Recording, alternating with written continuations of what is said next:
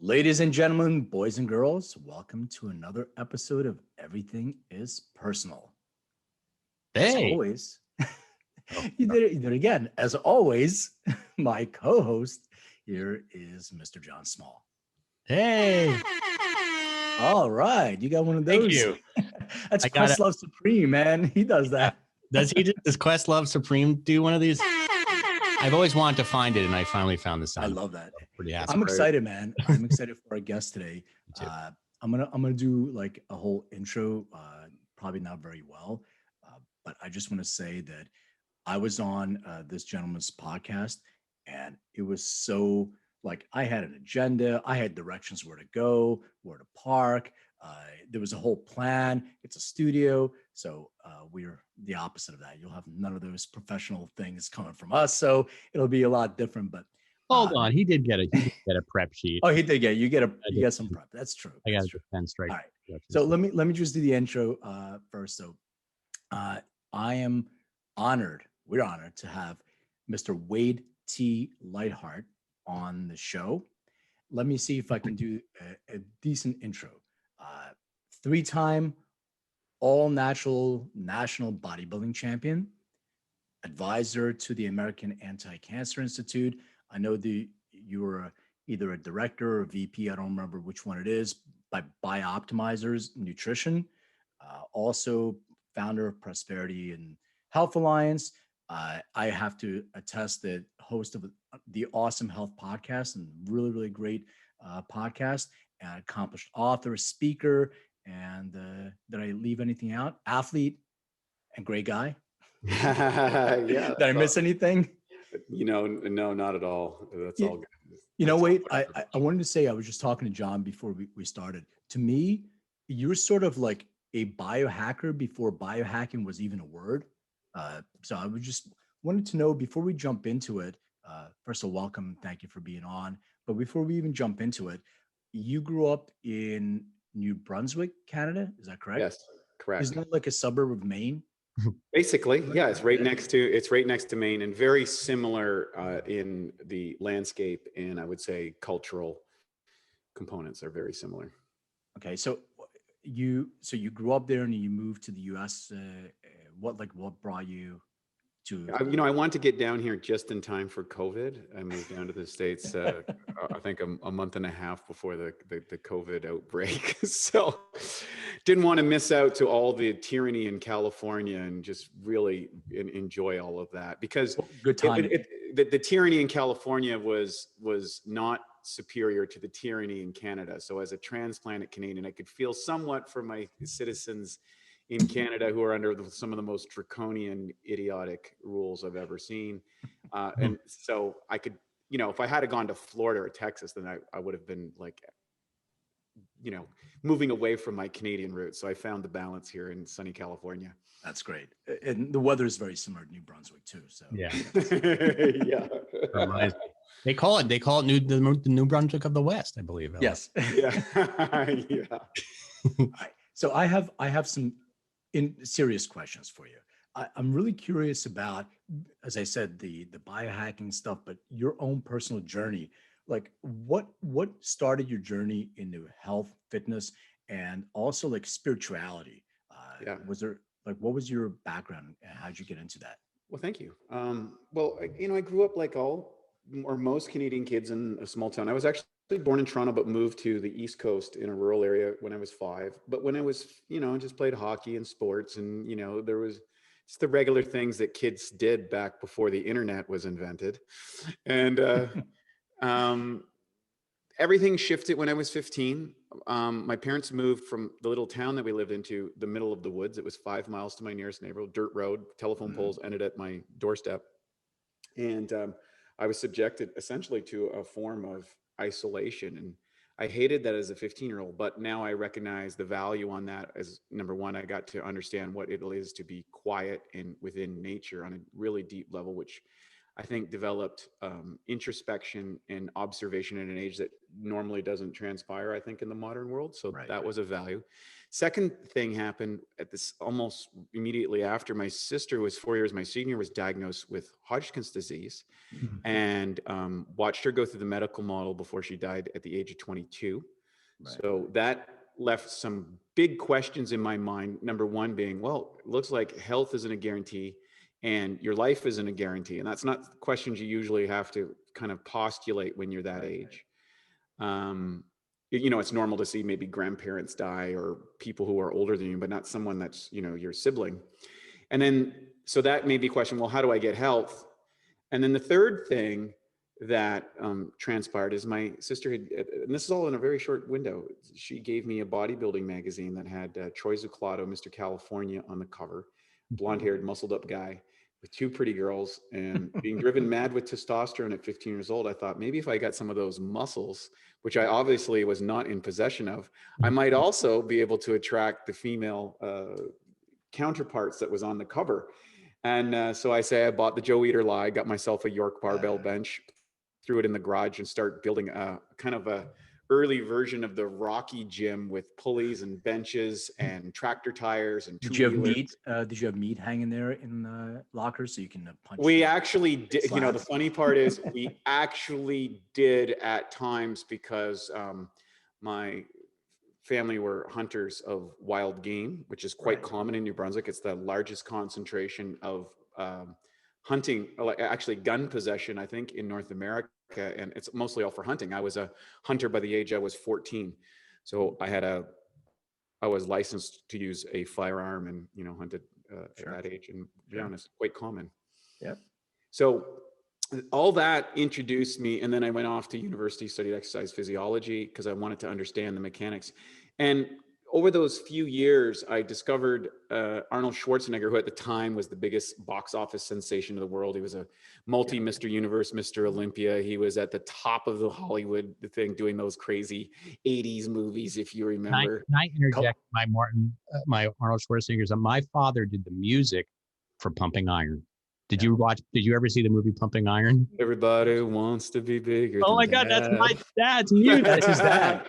Pumping Iron. I figured you know that. All right, sorry. I just had to. I've only watched that movie 100 times, and it plays every day at Gold's Gym, Venice Beach, California. It's a great movie. Yeah, isn't there a scene where Arnold's smoking a joint? There is at the very end, and which was a shocking impact for me. And I'll kind of express that because I'll kind of share my own journey. Yeah, that's after he won. He had the shirt. Arnold is numero uno, and he's smoking. Yep. Yeah. I love that. Happy birthday to Lou Ferrigno. And yeah, that was kind of interesting. So my journey, I wanted to get an education. What Arnold did for me was incredible. And that was, he introduced me to a concept in his book of Education of a Bodybuilder. He said, you can achieve anything you want in life if you have hard work, self-discipline, and a positive attitude. Right. And, you know, the reality was everybody I knew worked really hard. Mm-hmm. You know, there was a blue collar society. They were fishermen, they were farmers, they were loggers, they were landscape. Like, it was hard, everything. I was working manually. It was tough. And, this whole idea, though, of a positive attitude and self-discipline, no one was talking about that. And so I bought into it since he was the best example of success I had. Right. And so embraced it, went to university and went through the entire health industry while doing my bodybuilding career. And then 16 years after the beginning as that, 15-year-old, I got to represent my country at the Mr. Universe contest. Mm-hmm. And I had no business being a bodybuilder. I have terrible genetics. But I was too dumb or too stupid to quit. And I was good enough and disciplined enough that I could get to the world's best. I wasn't the world's best, but I got to the dance. And well, you're our second Mr. Olympia, at least. We had Danny Hester on. Phenomenal. He's a good friend. Yeah, he's a good friend of mine as well. So that's two Mr. Olympia. That's two more than I've ever known. So I'm excited. Well, Danny is a legend, and I'm certainly not even close to equaling his physical accomplishments or his level of development. And he has a picture in Gold's Gym right now, and I think he's around my age. He's not a young spring chicken, and his physical development, even to this day, is truly extraordinary. And kudos to him, man. He's been a legend for many, many years, and has probably one of the more aesthetically pleasing physiques in the history of the sport. Yeah, and I agree. And you do have similarities where, Danny is also a nurse. He was trained as a nurse. So there's a lot of things that he does. And that's why he's an older guy, around the same age as me also, and John, I guess us. But he's been able to keep that up because he understands nutrition. He understands how the body works. And same thing with you. Before we get into that, I just have a question. And if you don't feel comfortable answering this, but it sort of triggered something in me when you were describing the journey with your sister. You mentioned like grandparents dying, and that's natural. But when I was a kid, my grandfather got a stroke, and then he began to have like 6 strokes and became paralyzed and couldn't speak. So as I was a kid, I was watching him be sick. And it wasn't just about dying. It was about the painful journey that he was in with, I'll never forget, he would bring like a bag of pills. There was probably about 30 different bottles, and everything was to take away the side effects of one to help with the other. And none of them worked. And he kept, for years, it was just deteriorating and all that stuff. So for me, it created a fear naturally of, traditional medicine. And it created this journey for me. I went to physical therapy school, and I tried to learn, similar to what you're saying, everything about my body that I can fix myself, so I don't have to count on somebody else doing it, because I lost that trust in what we would call traditional medicine. So I wanted Well, to see actually conventional medicine. Traditional is more along the line of using natural components, and that was usurped primarily after World War II. When the pharmaceutical industrial complex started to exert its influence because of the developments during surgeries and drug treatment during the war, particularly amongst, interesting enough, the Nazi Germany, which many of the origins of the big pharmaceutical companies today who dominate the world came from. Yeah, there was a lot of John and I being of Jewish descent, we've I'll speak for me, and John can chime in. Family members, like, we know for a fact I have Holocaust survivors, and there was a lot of experimentation that was going on. Like, we're talking about, human trials right now for the COVID vaccine. It doesn't exist. You're looking, but that's where there were human trials. So yeah, a lot of those pharmaceutical companies came on literally the backs of the people that they were just experimenting on. So I'm glad you pointed that out. But I interrupted your story with Arnold, and he inspired you, and you went to Mr. Olympia. And then from there, what was the next step in your journey? Well, after the Mr. Universe, what happened is I had a major health challenge, and that I gained 42 pounds of fat and water in 11 weeks. And I had destroyed my digestive system, essentially using what I would call a modified performance-based diet. And so when you're dealing with high performance athletics, you have to recognize there is an assumption that because many of these individuals are extremely fit or have high level of aesthetic appeal to the general public, that they're healthy. And oftentimes what people are doing is they're sacrificing their health in an attempt to achieve those performance-based objectives. Right. And so even though that wasn't my intention, I discovered inadvertently that, oh, well, wait a second, health and fitness are 2 different things. And I had the good fortune of meeting a medical doctor who had revived himself, and guys like Bernard Jensen, the famous doctor from advanced states of cancer, and himself, cirrhosis of the liver, and a number of people from these conditions. And he talked about the role of digestive health and how it's dysbiosis in the gut, the lack of enzymes, the advent of massive amounts of chemicals in our food and processed foods had correlative damage to varying degrees based on genetic individualization, and that there was a way to actually rebuild and repair the body to regain health. And I followed his program, and I did. 6 months later, I got my health back, but I got my physique back. And then I started sharing that message with my business partner, who had started an online business together, because I wanted people to avoid a similar fate as myself.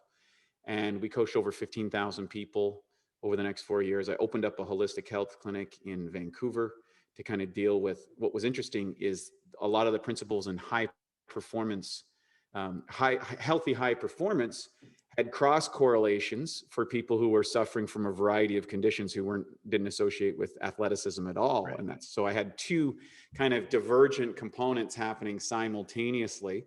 And when you talked about the reference to biohacking, you know, bodybuilders, I think, are the original biohackers. They do all sorts of experimentations to really go against the natural tenets of evolution. The natural tenets of evolution is not to have an excess amount of muscle mass. It's not to have super low levels of body fat.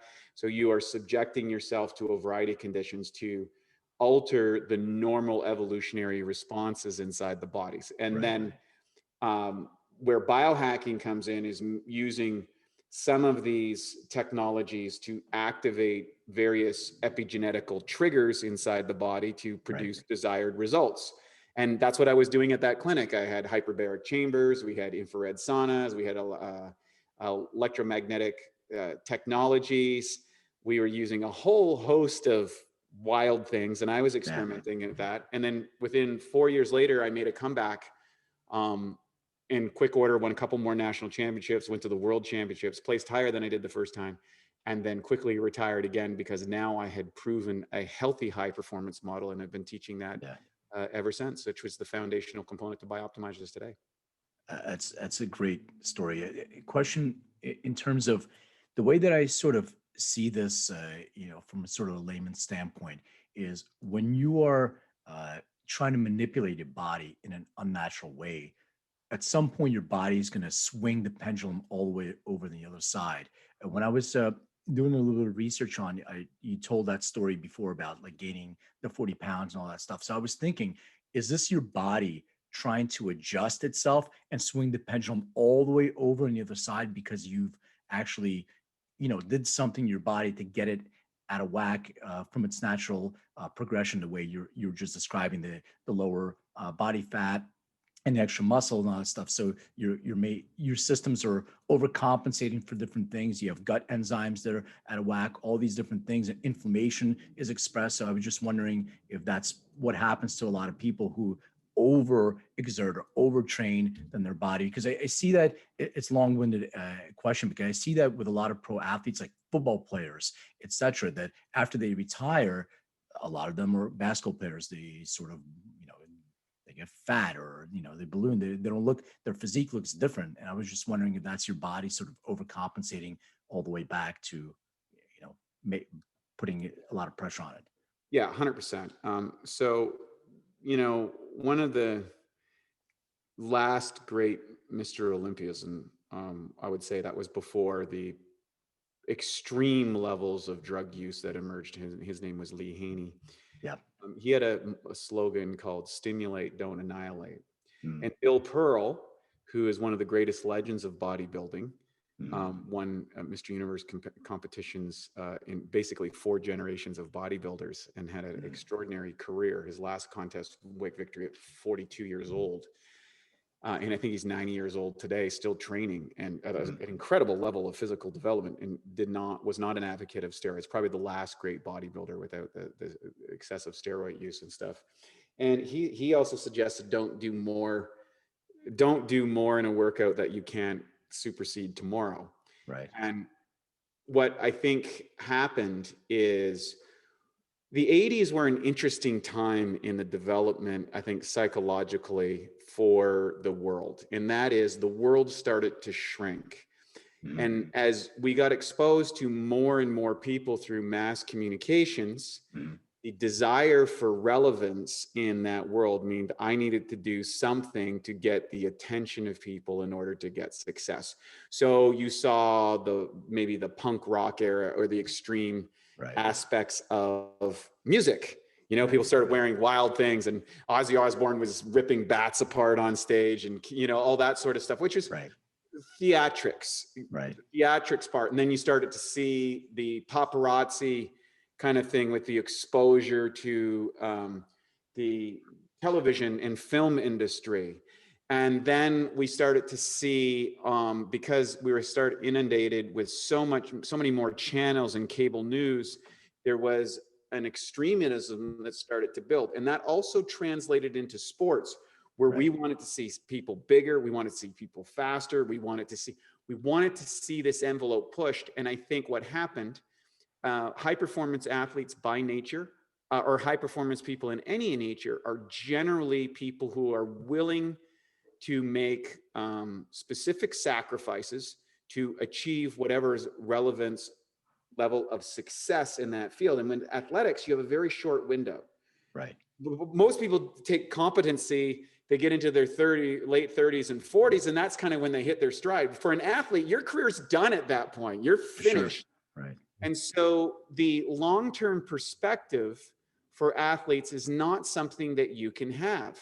Mm-hmm. It's you know, like you need to get better, and you need to get better now because you are competing in a very limited time window because of short window degeneration. And so we started to see the advent and proliferation of a lot of quote unquote experiments. And if you look at the WWF stars of that time, there was no performance enhancing drugs there, were there? Yeah. Well, there's every kind of enhancing drugs. It was like enormous bodybuilding. I mean, you look at the stories, and you look at the death toll in that. You look at the death toll of the successful bodybuilders in the 90s that came up. Well, I also think, because you mentioned 80s, I thought you were going to talk about like cocaine and partying there too, because I think when people are working hard, they're also partying hard, and that takes a toll on you as well, with all that drug Absolutely. use. Yeah, and I think all of that, and a lot of also, I think a lot of cocaine use is to maintain capabilities to drinking, which was the traditional, widely accepted drug in North America. So, hey, if I'm working at Stratton Oakmount and I'm selling stuff, I need to do cocaine, I need to do alcohol, I need to keep the party going because it's a circus, and that Wall was Street. part of it. Yeah, it's part of the culture that just emerged at that time. Now there's a different type of culture. We're seeing the use of, I would say, natural medicine, shamanic practices. There's a return to that. There's still an exploratory and probably negative side to it on some levels, but there's also a lot of positives as the cycle starts to come around in a new generation. So it's a very interesting time that and you guys, of course, are on the forefront of, I think, providing people definitive insight into their own individual genetics and epigenetics, where they can make informed and educated choices much better than we had an opportunity to do in decades prior. Well, thank you, John. We're recording this, right? Because that was the best way to describe endocrine health, because I can't say that concisely. So Wade, thank you for mentioning that. I'm curious about gut health in general. So I had a personal experience with gut health. I'm still trying to learn a lot about my own body, and I was wearing a glucose monitor, and then I started looking into what Dr. Gundry talks about, lectin, and I tried to do some research on lectin. And I'll tell you, I tried different things to try to see what I can use for myself, and then communicate with my family and other people. But there's two things that I did that I actually saw, besides like just regular working out, but I saw a quick change. And I'm not looking for a quick change, but it happened so quickly for me, relatively. Two things that I did. Number one, cut out sugar. Number two, lectin. I had no idea about lectin, and I wanted to see how you feel about it, because I understand gut bacteria, and I take probiotics and all that stuff, but this whole thing about lectin and personalizing this, because everybody has different gut bacteria, and you were talking about using a personalized approach. I was wondering, like, your thoughts on both of those subjects. What can you do quickly if somebody says, hey, is there something I can do right now today? What would those things or that thing be? Brilliant question. And I think it's the most relevant question today, because unfortunately we're subjected to a wide plethora of opinions and theories, all which have concordant, supportive, scientific, clinical trials or periodical reviews that support that information. And you get, what happens is, experts who are reconfirming the biases from whatever their discovery are, and usually correlate it to their own unique genetic components. And all that to say, what does it mean? What does that mean? Well, my business partner, I'll give it in real words. My business partner is a ketogenic guy, and I'm a plant-based guy. We couldn't really be much further on the spectrum. He's done experiments with full carnivore. I've done experiments with full raw food vegan. So like we literally at the polar opposites. And so we're uniquely qualified because we've been friends and students of health and vitality and performance and aesthetics for our whole lives. And we've worked together for the last 20 years. And we've had plenty of debates about this topic. And we're actually publishing a book in 2022 on it. The book's already written and it's just going through all the editing stuff. And fortunately, we're in a battle for who's going to publish it with some really nice offers, which is great. So it's relevant. And awesome. all that to say that's a fortunate thing. It That's is very, we feel gifted, but I think it's time for this because what's happened is we are dealing with the paradox of choice. And what happens is I will listen and I get different interviewers. Like I interviewed Stephen actually yesterday on my podcast. And what happens is your genetic individual variance is going to give you the full readout about what's right for you and what's not right for you. And then, so I would say start first with a genetic test right off the bat. Why? Well, first off, now we know what your risk factors are and what they're not. And if you can have an epigenetical interpretation by a highly qualified practitioner, then you are going to be light years ahead of the game because there are no absolutes in your genetics. Your genetics is kind of like the gun, and your epigenetics, which refers to lifestyle choices, is what pulls the trigger.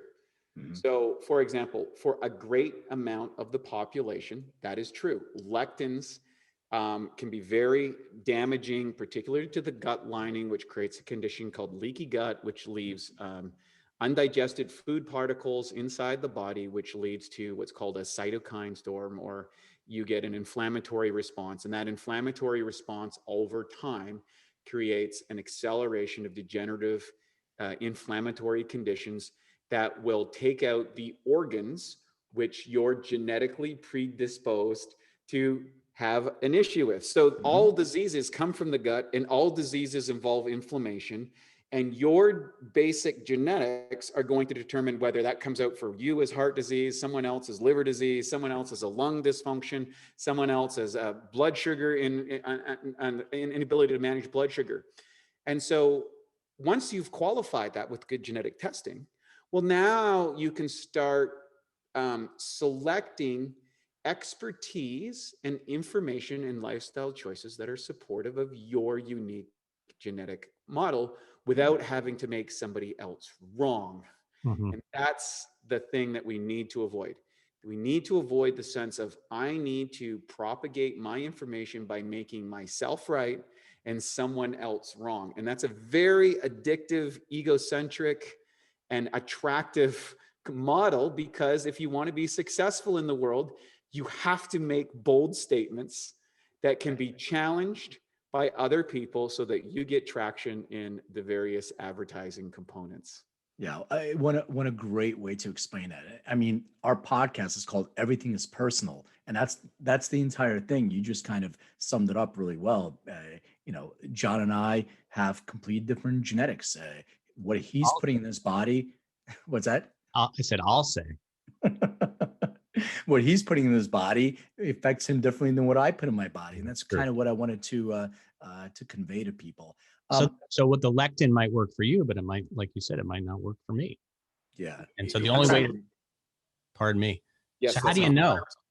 Well, when you look at genetic tests, there's a couple of things that you can check on mutations inside the body. And that is, you can look at the first, I'll add a couple other tests that you can add on top of that.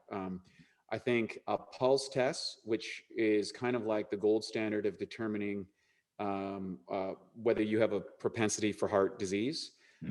You can look at a HOMO-IR test with his blood sugar plus insulin response in the body to see if you are diabetic, pre-diabetic, predisposed to all the conditions. A lot of people just think, oh, well, diabetes, no big deal, I take my insulin. No, you don't understand the degenerative condition that diabetes actually is. You would want to look at a SpectraCell nutritional profile, which will determine not just the amount of vitamins and minerals in your blood, which is what most tests do, but actually what actually gets into your cells, what's absorbed by your cells, what's utilized by your cells, and which ones you have trouble intaking.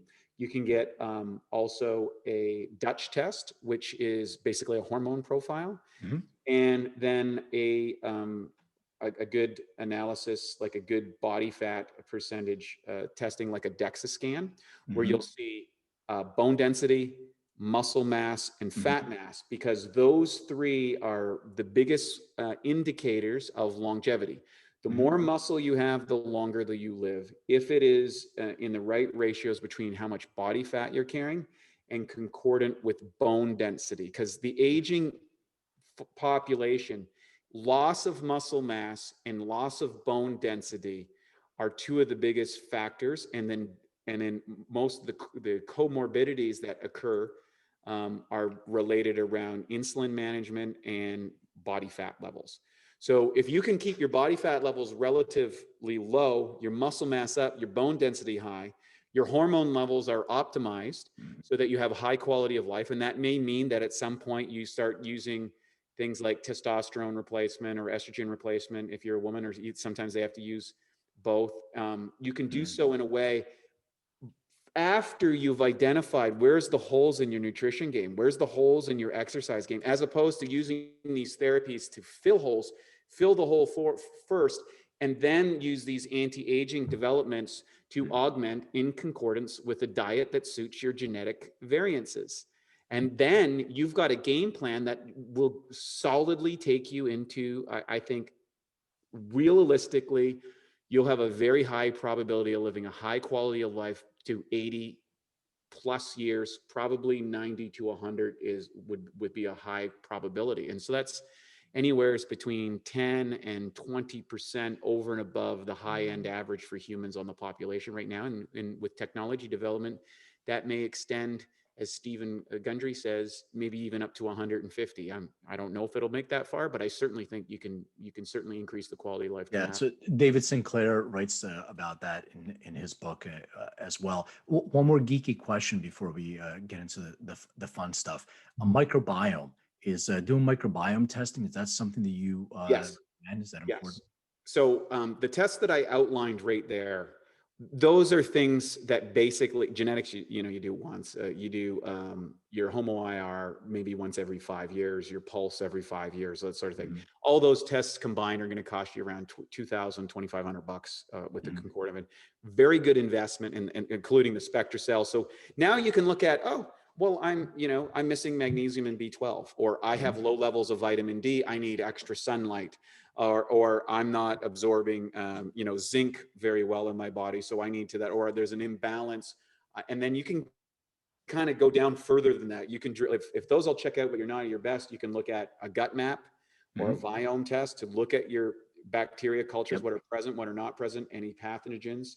Then you can also look at heavy metals, which are often concordant with dysbiotic bacteria, and you can investigate detoxification profiles. People that have lived around farms or factory plants that were producing a lot of heavy metals and stuff, oftentimes they can't get their diet or their health in order because of these components. And these areas is what I believe is the state-of-the-art biohacking, so that you can offset your natural genetic components, but also tweak your lifestyle so you're living your best life. And it's a lot of fun. It's really cool, and it's there, and it's relatively inexpensive when you think of the amount of technology we're able to leverage as individuals. Yeah, so well said, because I always talk about your genetics or your blueprint. How do you go through life without knowing what your genetic predispositions are, and then take action accordingly to turn things on and off as you need, because it's an individual experience. So where does one go about getting all these tests? Usually you can, so usually you can talk to your naturopathic and doctor. Endocana Health, endodna.com. Okay. Yeah, there you go. That'll do nutrition, vitamins, and your endocannabinoid system. I did biome for my microbiome, and then sorry, Wade, I stepped on what you were saying. I love it. No, I set you up. I was just waiting. Oh, thank you. No, it's perfect. And I think that's, and that's one of the reasons why we had you on the show, because you are providing a really good service, But you're also doing, I think, another service that's really good is right now we've seen an explosion in cannabinoid offerings out there to the world. And I know when you're on our podcast, you were kind of expressing both the benefits and where some of the liabilities within that proliferation is. And by getting some specific testing and understanding, you know, which cannabinoids are right for you and which ones are not right for you, and how to determine high quality products versus low quality products, this is of extreme value, because in a choice of everything, it's almost impossible that you're going to make the best selection without considerable amount of trial and error that may have damaging effects, or you start just buying the lowest common, you build your choices on price. Yeah. But you don't understand cost. Yep. Man, John, do you see how Pro does it? Do you see how he set up the next phase of our questioning? It's like I'm just learning. It's Obviously, fantastic. he's obviously been Very pro. All right. So now it's a great segue, since you brought up cannabis and the endocannabinoid system. Several questions for you. These are the toughest questions I'm probably going to ask the entire podcast. Please describe your first experience with cannabis. Yeah, sure. I think it was at my high school graduation party. I had, and no one's ever asked me that. So I had this, I had bought what many of my friends called a shaggin' wagon. So for those who were back in those things, I had a blue Got a custom van.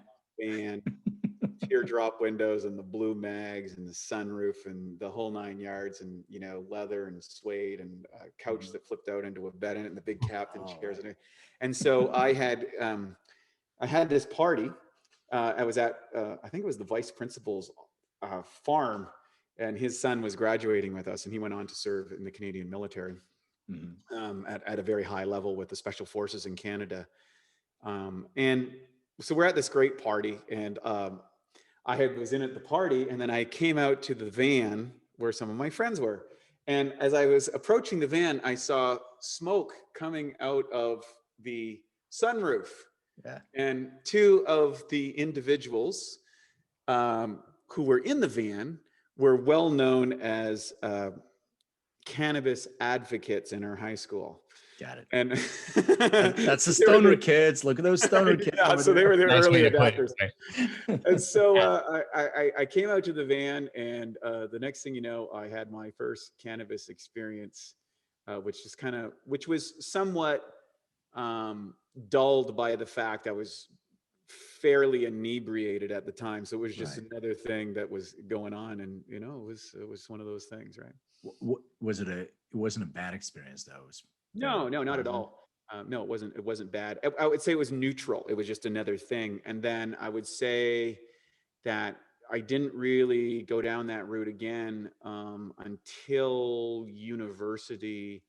I believe it was my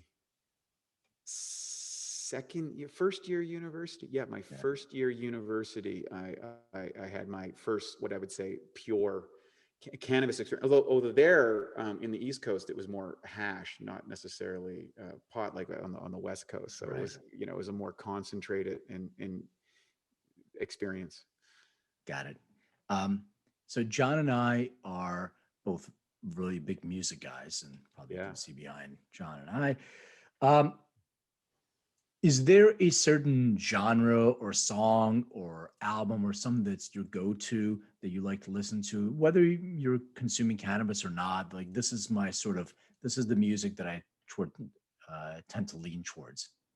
Oh, without a doubt, I think that Dark Side of the Moon was maybe the greatest concept album ever created. And certainly if one is, I would say, an experimental and altered states of consciousness, I would challenge anybody if anyone's done it better than those guys.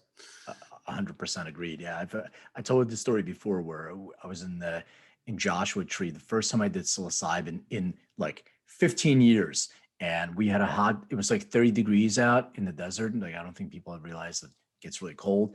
At least I didn't at the time. And we had a hot tub that filled like 10 people, and got in the hot tub just to kind of chill because I was still off with the psychedelic again. And all we did was listen to Dark Side and Pink Floyd on repeat over and over, sat in the hot tub and watched the stars. It was just the most amazing experience. So Yeah, definitely concur. I think the range and depth of frequencies in that they use inside their albums accentuates the sensory experience, or the sensory awareness within the body that we pick up.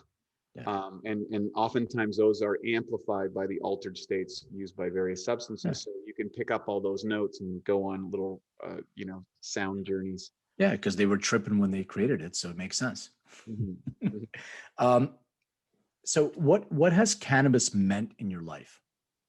It's a very interesting journey, I think, for cannabis, because I remember where I grew up, it was something that you didn't do. Like, anybody that did cannabis was weird and someone to be suspicious of. Right. You could go out, drink a 24 beer, drive down the road and crash your car, and that was considered okay and cool. Yeah. But God help you if you were, smoking a little bit of weed and feeling and giving hugs out. Right. People respected you more if you punched somebody in the mouth as opposed to say, "Man, everything's all good, bro." and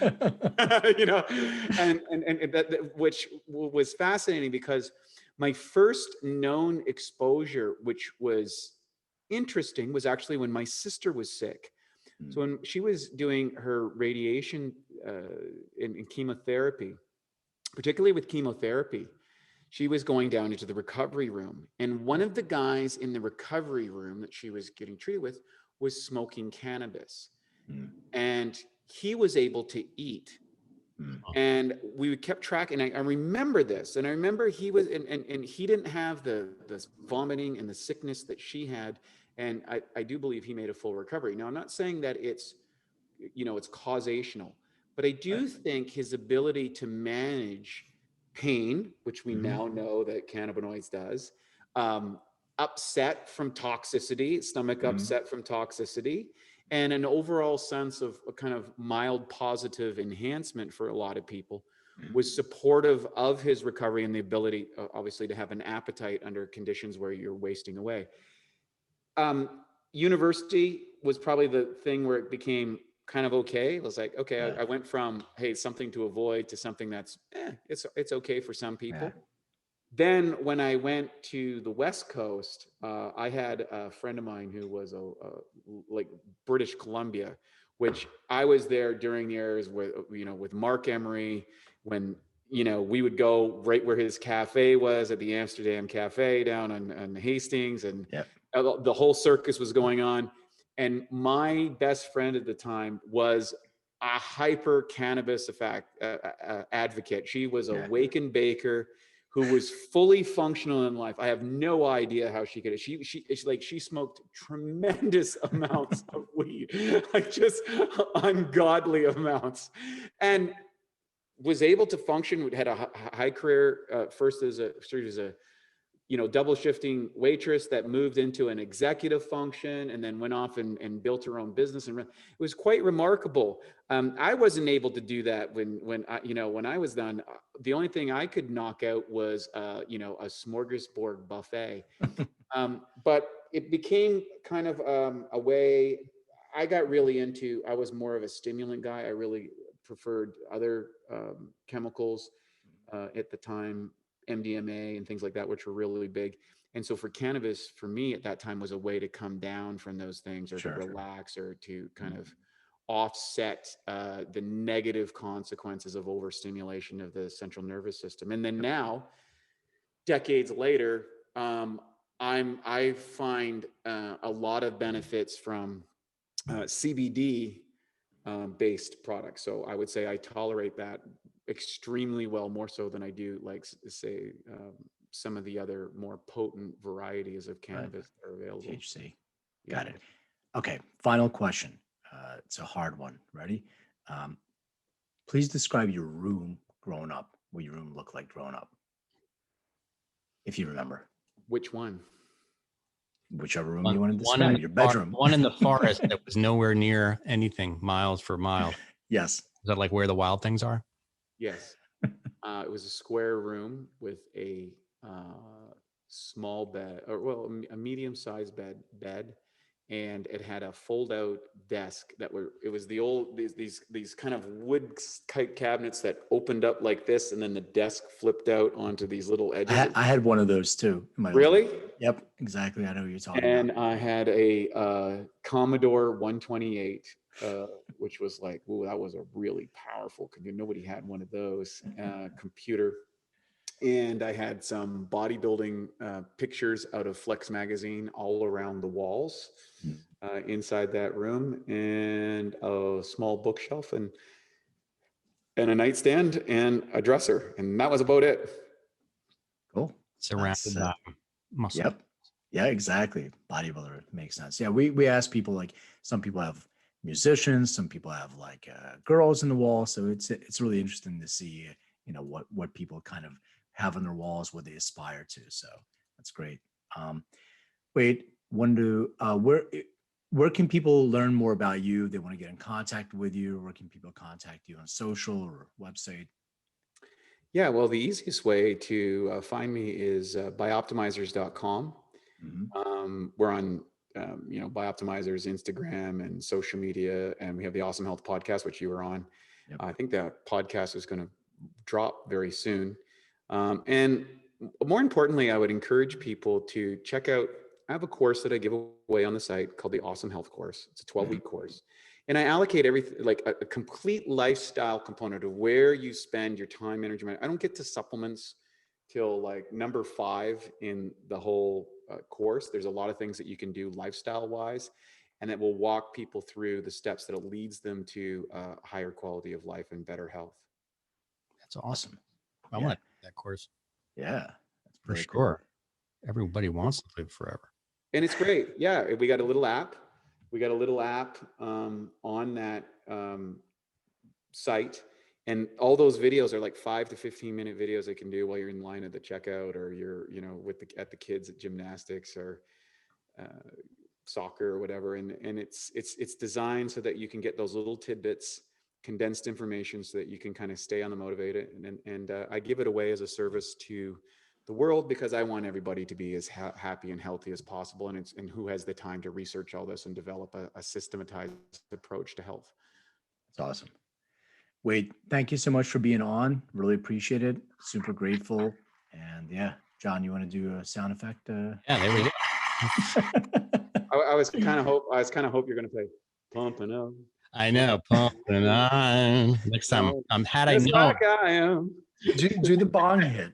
Do the bong hit one. All right, I'll do the bong hit. This one. That one. Awesome. Wade, thanks so much for your time. Really appreciate it. Enjoy your day. Thank you, Wade. Talk soon. And thank you so much for the service you guys are providing. I think it's really great. Thank you. Thank you. All right. Take care. All right. Well, that Wade. No, just kidding. I know you're still there. Yeah, you can just click end. Yeah, you can end, and we'll stay on. Sounds good. Yeah. Take care, guys. Thanks. All right. Wade was cool. There was that awkward, we always talk about that awkward transition where I have to take a bong hit after that. That was so stressful. Yeah, where it's like people don't know whether to get off or on. It's the whole thing. It's like, should I get off now? This way? Yeah. No, this way? No. Keep getting it wrong. Anyway, well, he was really interesting, and of course I liked him more that he liked my dad's music, but yeah, that was really cool. Yeah, it was awesome, man. And he's so knowledgeable. He's got so much stuff. And you ever taken his course? I want to take his course. No, not yet. Good. We've had an in-depth discussion about this whole thing of personalization, and it's interesting because he gave such an amazing example of how that works, where lectin can be really bad for me, but not for you. Some people do really well on a full carnivore diet. Some people don't. So it's like everybody vegans and everybody's trying to push their own thing, and it's an individual thing. And that's what I always try to tell people. Like, you don't have to do what I do. I haven't eaten meat in 12 years. It doesn't mean that you shouldn't eat meat. My daughter eats meat.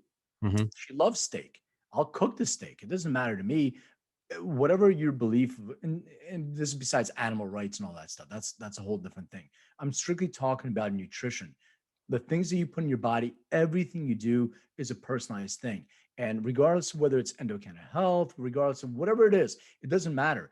You need to start and understand where your genetic predispositions are so you can take action accordingly. So, I think the big question is, how do you find out what? Now, I know we start with Endocanna Health, and again, this is not an infomercial for Endocanna Health. No, but at the same time, like, I agree with that. And so now that I know that I have my genetic test, what do I do next? Like, I think that was the question I had. Like, do I find I guess you find a naturopathic doctor who can look at that and understands. I mean, we do that, but there's other companies that do that. All the different, like there's Forward, there's Parsley Health. There's so many integrative functional medical professionals that can do that and say, okay, you have a predisposition to low zinc, low magnesium.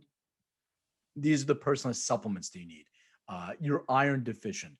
Predisposition for that. Well, how do you ingest your iron? When I did mine, they said where there was a little bit of an uptick in my glucose levels, or they said wear a glucose monitor, so you can clearly see what I'm consuming, where there's glucose spikes. So now, okay, I ate this and this food. I can see that my body spikes when it comes to that food. It may not work the same for you. So now I need to adjust my food intake accordingly to that. Then I did my gut microbiome, and it said, okay, these are my superfoods. I should have as much of this as I want. These are the foods that I need to, moderate. And these are the foods that are really bad for me. And I was like, man, I love eggplant, for instance. And they're like, nope. Or tomatoes. I don't love tomatoes, but like, that's the food that I should avoid. So now I have sort of a course. Like, I know what to avoid, what to consume more of. You found out this through your company or through your person? No, I did. So I did our test for my endocannabinoid system, for my nutrient and my vitamin deficiencies. Then I did Viome for gut microbiome, and I did Vitagene for my own personalized vitamins. So I got them after I did the test. And there's a bunch of different. And glucose was a monitor from Abbott Lab. I mean, I can give a whole list of all the things I do, but I'm not a biohacker kind of thing. I'm just trying to learn on my own. But people I talk to in this community, they're trying to push what works for them. And I think that that's something that we just, as a general caution, it's personal. Do all of your tests in advance. If you're a big sushi eater like me, I love sushi. So that may increase mercury levels in your blood. So you have to do a heavy metal test, which I did. Luckily, I'm okay, but some people are really high on these heavy metals. So now you have to eat completely differently, detox, so you don't have those heavy metals, because there's causation, correlation, all these different things, right? Because you have this, you have inflammation. And Wade hit the nail on the head again with every single disease is associated with inflammation. Yeah. And you get inflammation in different ways. Your body's trying to overcompensate for something, and we feel an inflammatory response from that. And these are the things that we can try to avoid if we actually know what are the predispositions. There are some things we're not going to know, but if we know that there's potholes, just avoid them. And some people are like, I don't want to know. All right, well, then keep stepping in them. Yep. I'm a pothole stepper, but I do want to know. Well, I just want to know how to. I'm going to look at your test for my vitamin deficiency. So we gotta talk about that. Yep. All right. What should we talk about? Well, I have a question for you, and then you can talk about the show, and then we'll end. Okay. I know we're running late, and then we'll end with did you know? So I wanted to ask your opinion on Senate Bill 519. If for those of you that good old Senate Bill 519. Let me just know the right topic. Yeah, let me just check that out. You don't mean 517, you mean 519, right? Yeah, it's almost 518, but it's 519. So it's a bill to decriminalize psychedelic drugs in California. So the Senate Public Safety Committee approved the legislation sponsored by Senator Scott Wiener, by a vote of 4-1, enacted into law. It would remove criminal penalties for possessing or sharing a wide range of psychedelics, including psilocybin mushrooms, DMT, ibogaine, LSD, and MDMA for adults 21 and older. What do I think about this bill? Yeah. Well, not knowing much about it. Well, first of all, I like it because I believe that those plant medicines are actually very beneficial to people. I would imagine if the government wants to decriminalize them. Oh, this is not legalize them. We're talking about decriminalizing. Okay. So I'm a little bit off. Yeah. I mean, come on. The decriminalization, that whole thing, that's so like 1960s. Like it's ridiculous that people Just are legalize. I know. Yeah.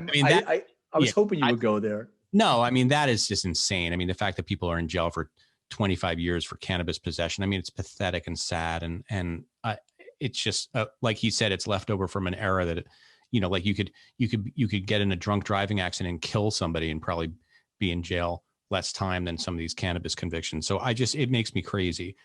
So I thought you meant legalization.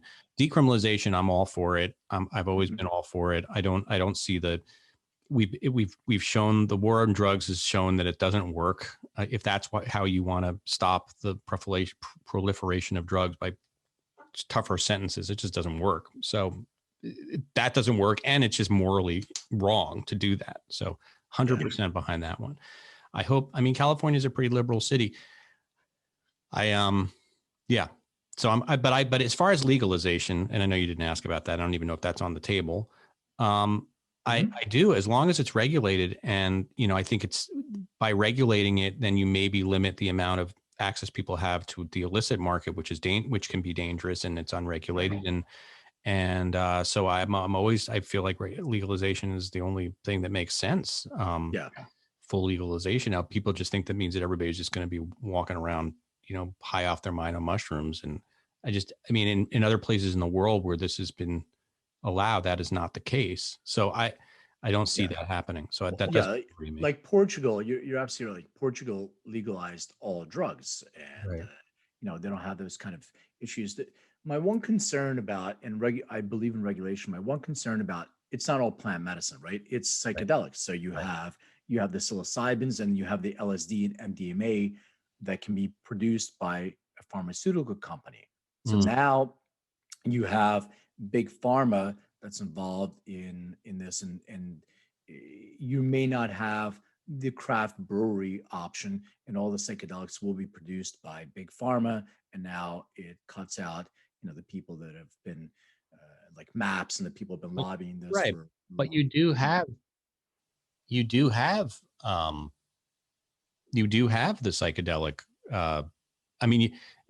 You sort of answered your own question. Like you will have the craft companies because that's, if you're going to use the model of like beer, say, or, or big alcohol, you still have the craft companies. Now, some of those craft companies are then bought by the big guys, but you still have the craft companies and still making the craft stuff. So I think that won't change the nature of it. Of course, that's the nature of capitalism. If there's money to be made, the big companies are going to come in. There's nothing you can do about that. But the connoisseurs are always looking for the stuff that's not, the mass produced stuff. So I think you're right.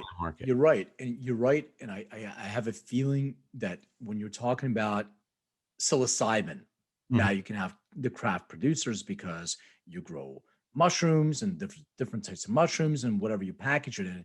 But MDMA is MDMA, LSD is LSD. It's one chemical formula. There is no craft MDMA producer. There are because they're cutting in with different things. But if it's the chemical formula, it's a chemical formula.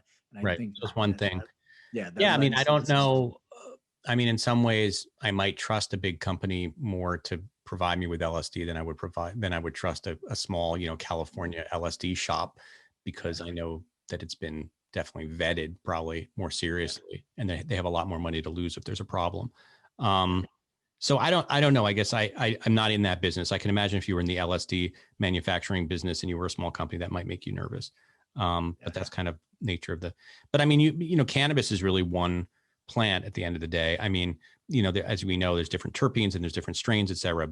We shouldn't say strains. We don't say strains. Cultivars. You can say strains. We don't say strains anymore. You can say it. But you know, again, what's interesting about the cannabis industry is that everybody's dealing with the same plant, but they have different ways of growing it. So I don't know. You're right. One is natural, one is not. I understand what you're saying. Yeah, and then the other thing is, you know, the adverse effects. I mean, it's cannabis. All right, you're gonna get high. You can have some adverse effects, but you know, there are some serious adverse effects associated with. Yeah, and I don't know how LSD. Portugal and these countries.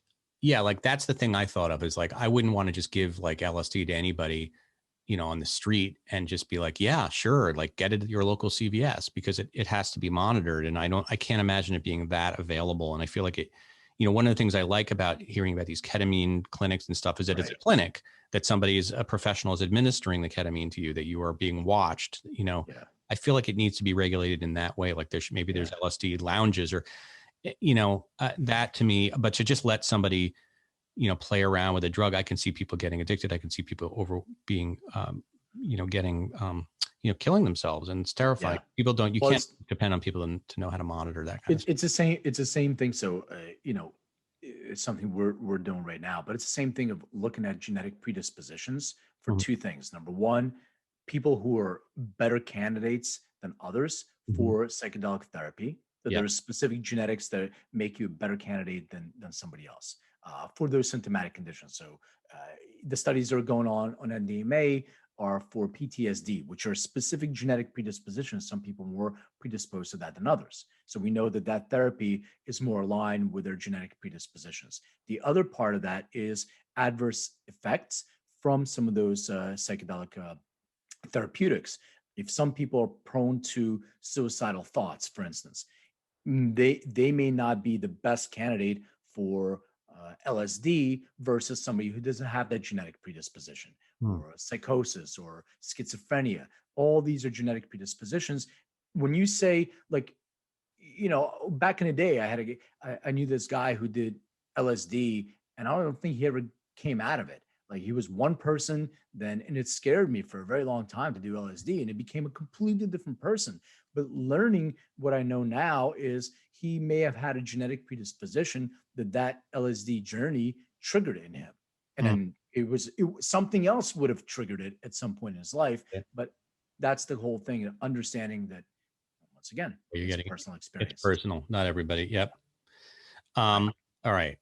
Do you want to ask me about the show, or you want to leave that? Well, yeah, I mean, you know, I am curious. So now this is, you know, when this podcast airs, show will have been off the air for quite a few months now. But, you know, the buzz last week was the finale of Mare of Easttown, which was this HBO thriller murder mystery show, which I thought was really good. And I kept encouraging you to see it because not only because I thought it was good, and I know you like good shows, but also because it took place in not necessarily exactly where you live, but certainly an area that you're familiar with, which is like a sort of outskirts of Philly, kind of rough tumble. What's that area called? I don't know what that is even called. Like Eastern Pennsylvania. Yeah, it's Easttown, but I mean, it's like the Scranton, Wilkes-Barre. It's a very working class kind of area, and it's not exactly where I grew up, but I mean, I lived in the burbs for a while. I lived in Bucks County, Pennsylvania, which has a lot of similarities to. And they definitely were Phillies fans, so they must have been closer to Philly than it was to Pittsburgh. Oh yeah. Everybody's Eagles, Phillies, all sports. And they had that series back then. Anyway, the show was great, and for those who haven't seen it, I don't care. I'm going to give we might spoiler alert. Spoilers, right? But you know, I was just curious what you thought because you hadn't watched it, and I was like, oh man, I wonder if Len's going to like it or not. I thought it was really great. Not only because it kept me guessing about who did it. It was a good whodunit, and I didn't actually guess who done it. I was convinced it was somebody else until we found out who it was, but also because the performances were incredible. You know, I mean, Kate Winslet gives like the performance of her life, but so does like Gene Smart and all these other people. So, and there was just a lot of twists that I didn't see coming, and I just thought it was super entertaining. And it's just rare to find a show where you're just like, you know, that kind of a binge watch where and it's hard. You can't binge HBO, which sucks, unless it was like you hadn't seen any of them, so you were able to binge it. But I was week to week, and I was like, fuck. First of all, what did you think of the show? I wanted to thank you for. Here's the reason why I didn't want to watch it at first. The way they did the ads Hmm. They made me think that a little child got killed, Oh, you. and I got it, and it was a girl because of a pink bike and all that stuff. So I was sort of, I needed to get into the right headspace to deal with a child murder kind of thing because I get really connected to those kind of things. So Yeah. that was my trepidation. When I started watching it, it wasn't that at all. It was a teenage girl, and not that it matters that Right. much, but The mom and it was teen the mom. story of the whole thing really took over. I agree with you. The acting is phenomenal. I mean, she's a Kate Winslet's British, and to do like a Philly type of accent, she did a great job. She embodied that character, and just everybody, very, very well acted. A lot of twists. It was very interesting. I really, really liked the show, and I had a feeling. I don't know how much you want to disclose, but you can ask me specific questions. Well, My feeling did it. What's that? Who did you have a feeling that the person who did it did it? The brother, yeah. You thought the brother did it, Yes. not the kid. Yeah, I thought that it was the brother. Yes, the beard, the brother with, well, they all have beards, but the brother that was Yes. the cheating. Yeah, because I thought originally what I thought is that they had a weird. I could see in his eyes they had a weird connection. I thought it was his kid all along, that he had that affair in the tent. That's what I thought. That's Right. what I thought happened.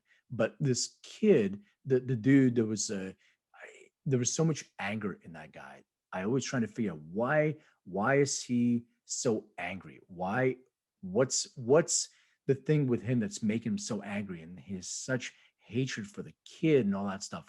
I was trying to figure that out. So really good twists.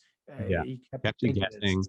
And like you said, the acting, I listened to an interview with Kate Winslet, and she said that like they would spend hours, the cast is talking about, what's the relationship? Like they went deep into trying to figure out like every single like twist and turn of like the relationships of those people. Like, did they go to high school together? Did they go to preschool together? What kind, what, like they made up all these backstories that we never even saw like in their head. So that when actually you got into it, like it was so realistic. So what did you think? What did you think? Who did you think?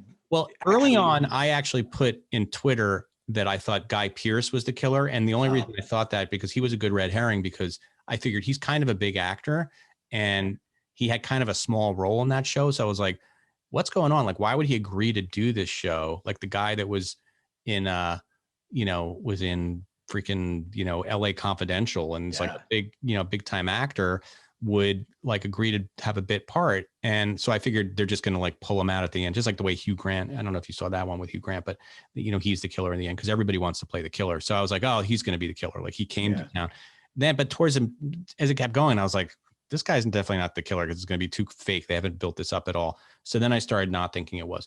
So that's how they got me in the beginning. And I was convinced that I was right. And I was, but then some, But so, I didn't think it was the kid. That was a good twist. Yeah. And if you're listening to this, I'm sorry that I ruined it for you, but we warned you. So I swore it was the brother. That was me. The priest, absolutely. They did that whole thing with the priest, which I still think the priest is odd, and he's guilty of something. They never. Yeah, that's kind of cool. They don't leave certain things. They don't leave. Do you think they'll make another one? Like, will they come back to that town? I hope so, because it was just so compelling and just so well acted. I mean, I get they do these mini series kind of things in HBO, but there's a lot more story. Like these characters can be so developing. And I want more. And I know it's frustrating because you're like, you want to go back to that town and see like what happens after. What's that? It was what's that English one? It reminded me of the English one that takes place in the seaside town. Oh man, damn memory. But they brought that one back for 3 seasons, and so it's just like a different murder each season. But, not the police, not the ones that are. Fuck, I also don't remember. The English one with the woman who plays Queen Elizabeth in Crown. The Crown. She's the star. She's the detective, and it's the movie. It's the show that basically inspired all of these shows. And everybody's screaming right now at the podcast the name of the show, and I'm not getting it, and it's making me I'll absolutely Google it. While you're crazy. doing that. Well, okay. So you know what you should do is you should pull up your have you heard, and then I'll email, and I'm gonna look this up. Okay. But do you want to do the music for it first while I'm pulling it up? Because I'm gonna preface. Oh, of course. Here we go.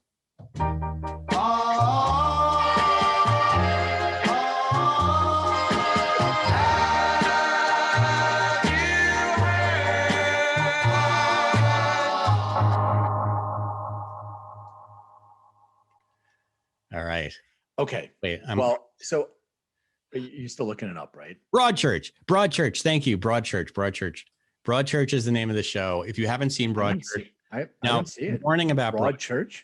Oh, it's an incredible show, and it's like sort of the granddaddy of all these shows. Warning to you about Broadchurch, though, is the first episode is about a kid that gets killed, so you should know that.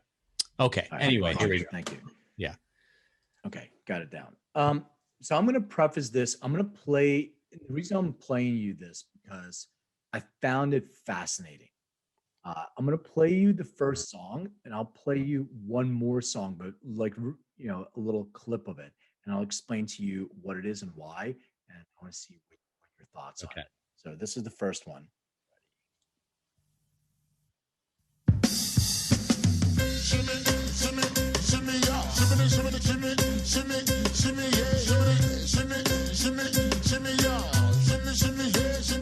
Oh, baby, we like it raw. Yes, baby, we like it raw. Oh, baby, we like it raw. Yes, baby, we like it raw. Come on, shimmy, shimmy, yeah, hey. Give me the mic and I will take it away. The old dang thing was the kung fu thing. Being the dirty boss with the crazy rapping, done a proclaim. Oh, it done a proclaim. That's a big up ball on the hip hop crew. Got them selling dedicated to you, done a proclaim. You done a proclaim. Oh, baby, we like it raw. Yeah. Oh, that's so good. So that's like a shimmy, shimmy, shim. That is Old Dirty Bastard. Old but Dirty Bastard. So this is. So I'm going to play you 3 quick clips. I'm going to tell you who this is. You thought it was pretty good, right? Yeah, but that wasn't Old Dirty Bastard. No, it's not. It's the Horseman. So this guy, his name is Prince Fatty. Prince Fatty, F-A-T-T. So his real name is Mike Pelliconi. Mm-hmm. He's a British guy that is a sound engineer and a record producer. So what he does is he takes these songs, gets other singers, and makes them into a dub style song. He's got a full. I think you would like this stuff because it's really up your alley. And this one is another one that I want to play for you by Prince Fatty. See what you think, and I'll play you one more, and that will be it. But I really like Prince Fatty. Prince Fatty.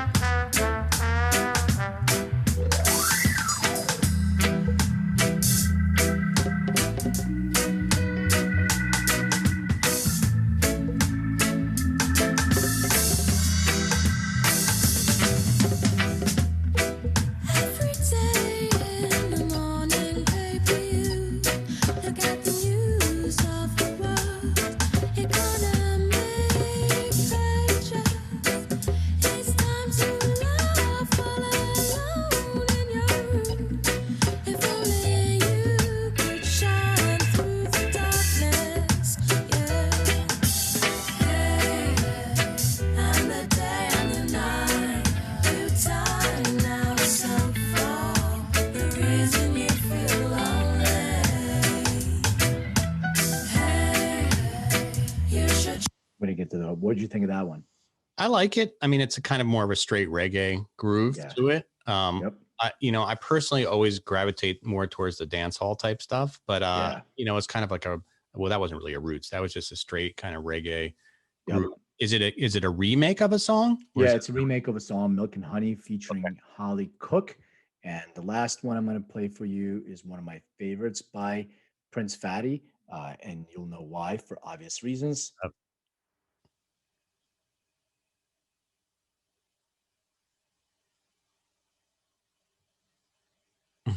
just had dead air. This is for a good little dead air there. Oh shit.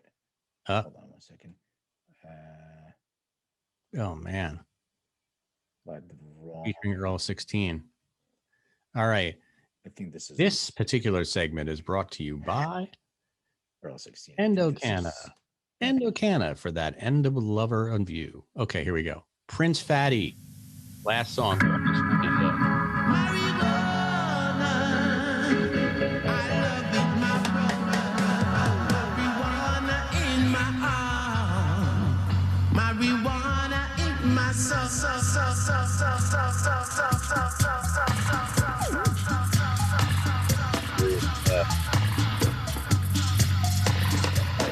Love to smoke marijuana. It gives me a deep meditation.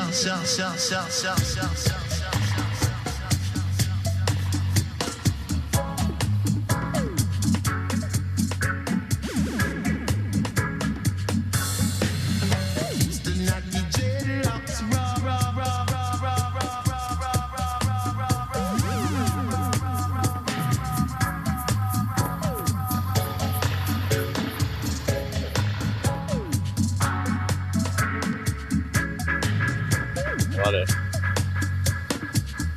Alright. Yeah, I love myself some.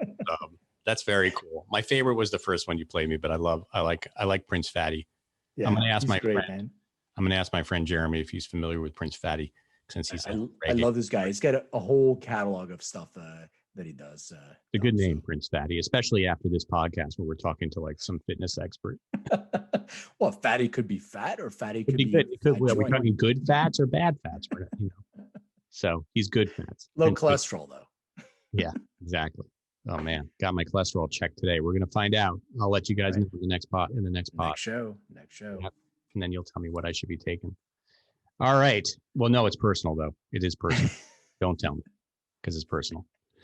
Everything is personal. Everything is personal. All right, Len. I will. I'll stop the tape. Then you and I are gonna have a conversation, right? Do you have a minute? Yeah. Hold on. Let me too. Well, Two, peace boom. out, everyone.